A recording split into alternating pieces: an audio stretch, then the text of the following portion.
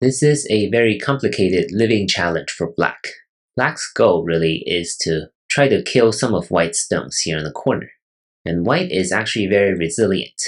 If Black tries to reduce White's ice space, it's actually not going to work, mostly because this move at e19 seems like a good move, but actually White can live with number 8 right here. If Black destroys this eye, then White will be able to connect back. So this is why White is so resilient. If Black tries this, then White can stand down here and will be able to live, because this way the ice space is just too big, right? You might be thinking this is a corner bent 4 shape, but White has this diagonal move on the first line, so this is threatening to connect back if Black ignores it. And if Black plays here, now White has increased its ice space and will live this way. If Black plays here, then connecting is also sente, because White will be able to connect back with number 12. And as Black plays here, White will already live. So this diagonal move on the first line, number 8, is also a very sharp move. So that's why it's very difficult to find the correct sequence. So if you're ready, or if you have already given up, here's the correct first move. It's this bending move. White must answer here, right? Otherwise, Black can always Atari here, destroying the ice space, and kill White this way. And if White connects back, Black will live this way, right? So after all, this is still a living challenge, not really a killing challenge. White must play here. That's White's strongest move. And now Black comes in here. Now this will get really complicated, so I just show you one sequence that will work, is that when White tries to increase ice space, Black will just Atari here and come in this way. Now White needs to be careful. White cannot just play this, right? This way, White will be killed. So White plays this diagonal move now. Black cannot block here, because this way, White will make 2 real eyes. And this will not work either, because White can connect here. And once again, White will be able to either connect back with number 12 or make 2 real eyes this way.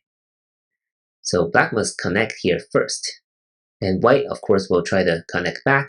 Blocking here is really important, keeping White's liberties tight, right, despite the sacrifice here. And now Black will be able to succeed, because White's liberties are pretty tight. Number 13 is Atari, and with 15 and 17, this is a connect and die for White. So Black will be able to succeed this way. Very complicated sequence, but it should make sense. An even more complicated sequence is for White to play here first. Now Black needs to crawl here, and if White plays here, we're back to the previous sequence. But now White can block here, and Black must come in this way, and now White must connect back, right? Otherwise, White will die this way. And after White connects back, this will be a ko, right? So Black plays here, White cannot connect. Otherwise, White will be captured this way, or this way. Black will still live. So White must connect here, and Black captures the ko first. White does not have any local ko threats, so White needs to find a ko threat on the outside. Black has this local ko threat. Black captures back. Another ko threat on the outside for White.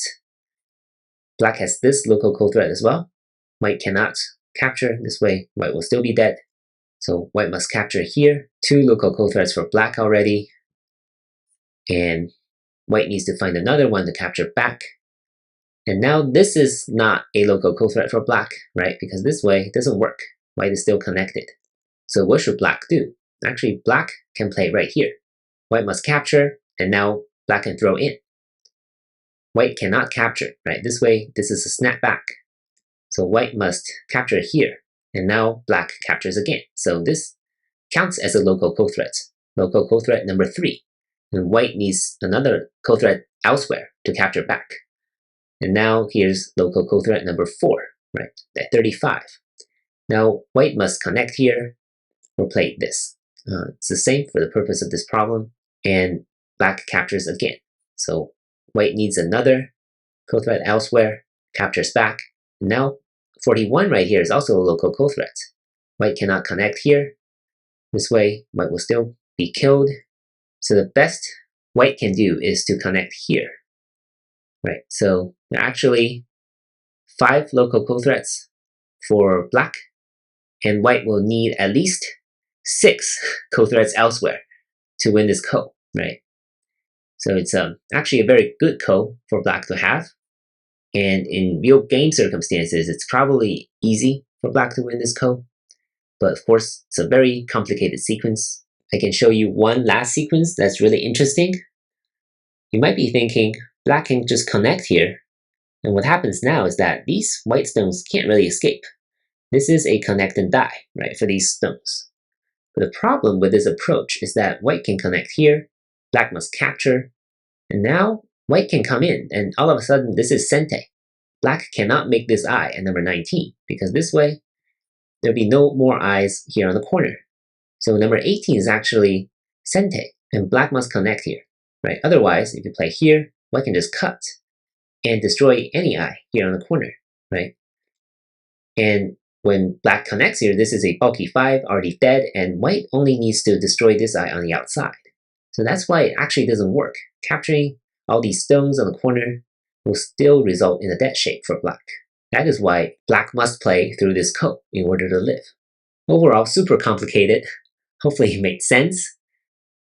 If it doesn't, please let me know, and I'm happy to explain further. Thank you for watching.